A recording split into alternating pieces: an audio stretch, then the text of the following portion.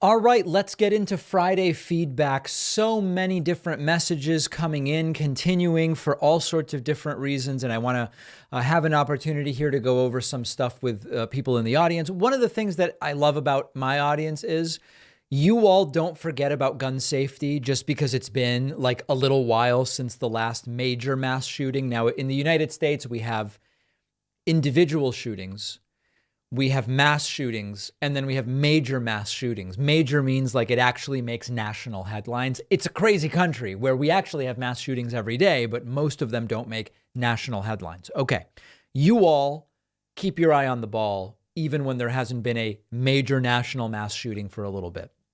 Here's a very interesting YouTube comment, which says, David, as a law-abiding citizen who owns several firearms that I use for sport shooting and hunting, there's something no one has been able to explain to me.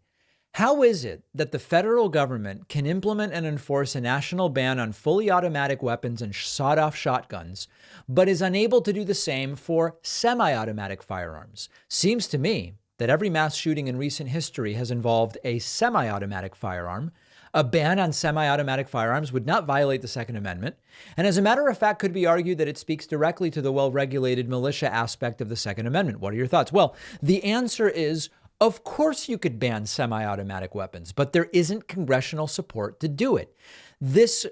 I'm not going to pretend that I can cite every law on which the current status quo is based, okay? That I'm making that very, very clear. But the National Firearms Act of 1934 is very much, if not the only reason, I want to defer a little bit to possibility. It is a huge part of the reason why fully automatic machine guns are not legal. And it's because of how they are classified. And it goes back to the National Firearms Act of 1934 and other elements of law. There have been votes in the House of Representatives as to whether to ban semi-automatic weapons as well. But these votes have not succeeded at a time when you could also get a vote to succeed in the Senate and have it signed by the president.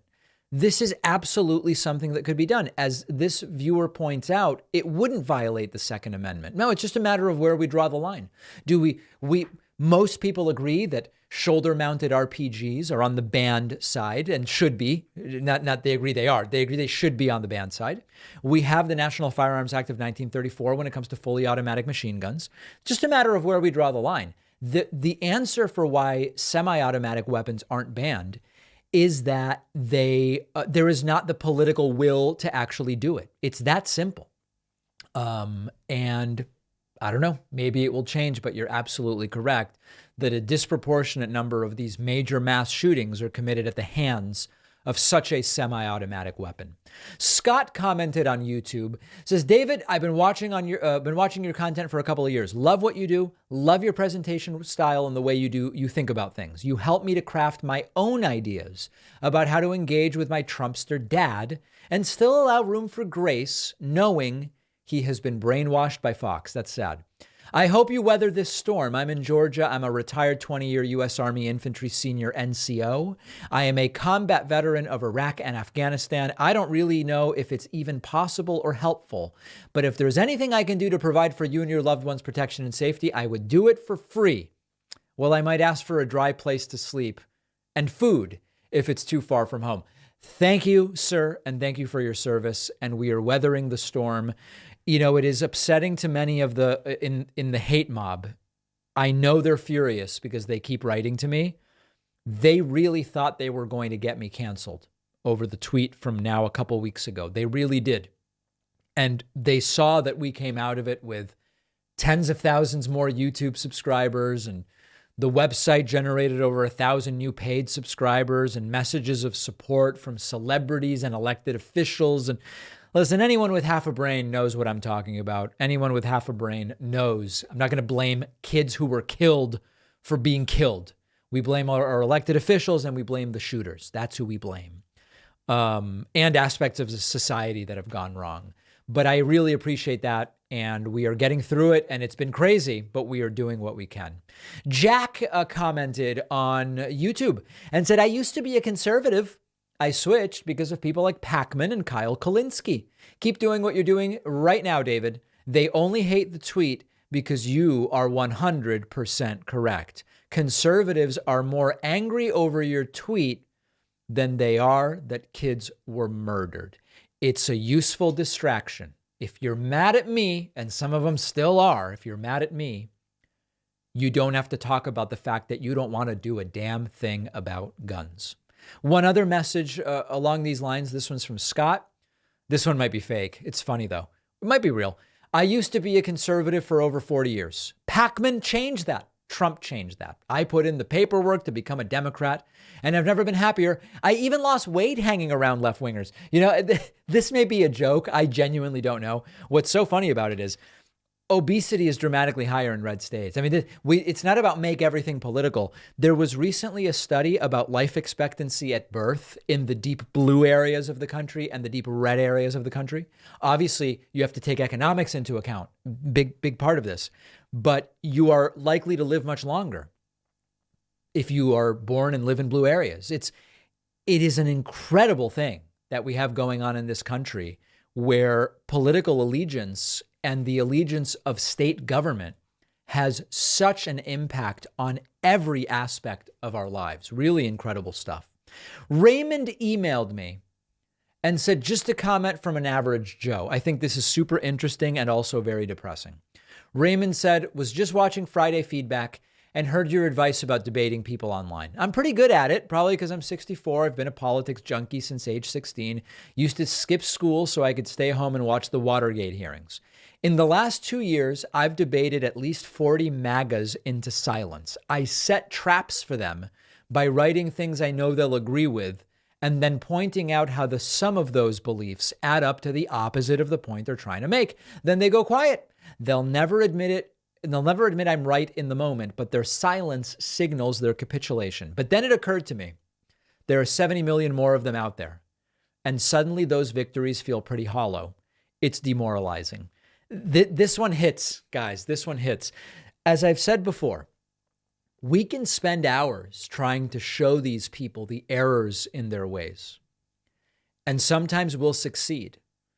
And then you remember 70 million people voted for Trump and you realize what we are up against. So an inspiring message from Raymond in the sense that he has clearly figured out a way to do it.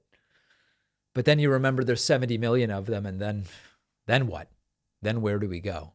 This is the whole retail versus wholesale strategy thing that's often discussed. The ways to achieve rapid social change often are to enforce them via dictatorship, which I'm against. I know Trump's enamored with all these dictators, but I'm not. So then you say, well, then how do you do it? And it is very slow change over long periods of time, focusing on education, focusing on media literacy. Extremely, extremely difficult to do. Daniel wrote in and says, I'm evil. This is still like the sort of stuff that's coming in based on the tweet from a couple weeks ago. Daniel says, David, you are evil. I saw the tweet. You mocked murdered Christian children. I am sorry for you. Your parents failed and you are troubled on the inside. May somehow you find peace. Your hatred must be a serious burden. Yeah, no, that's not really it. I am disgusted by our elected officials who send thoughts and prayers and do nothing else. That's basically it. It's not about evil. It's not about troubled. It's not about finding peace. It's not about any of it. But these folks won't stop, guys. They keep emailing. Here's George. All right. This is something I think you guys are going to enjoy. George wrote in and said, David, considering how small the trans population is worldwide, why do you spend so much time covering trans issues? Please tell me how to cancel my membership. Thank you, George. I've told you guys before about what I call unsubscribe trolls. These are people who write to me and they say, David, I was just about to become a paid member and then you said X and now I'm not going to. David, I've been a subscriber for 5 years, but now that you said Y, I'm canceling. I looked up George. George was last a member in 2020. And since 2020, this is why we file all of our messages. Sometimes law enforcement needs them, but this is another reason why.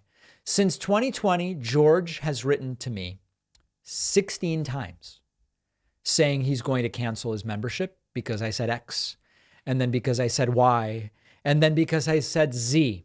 In fact, when I look this up, it's like, who has time to do this stuff? George wrote to me back in November and said, you're not talking about the CCP enough. I'm canceling. And then George wrote to me there's so many of these, it's hard to find all of them. Oh God, when was this? George wrote to me in May and said they need to do something about smart fencing at schools and you're not talking about it and I'm going to cancel. Okay, the point here is George has written to me 16 times saying he's going to cancel since he was last a member. Folks, I've said it before and I'll say it again.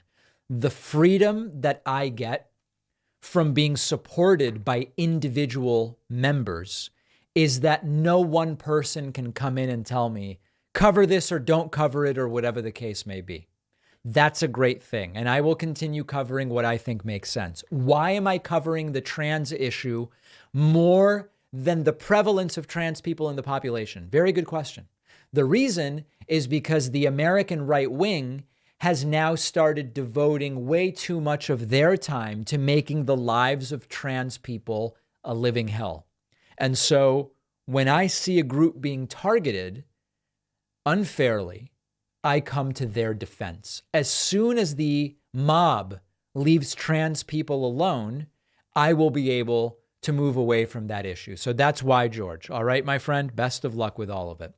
Send in your emails, info@davidpakman.com, YouTube comment, tweet, Facebook. We pull these from all over the place. And yours might be featured next week. Fantastic bonus show for you today. Sign up at joinpakman.com. Don't miss it. Extraordinary stuff.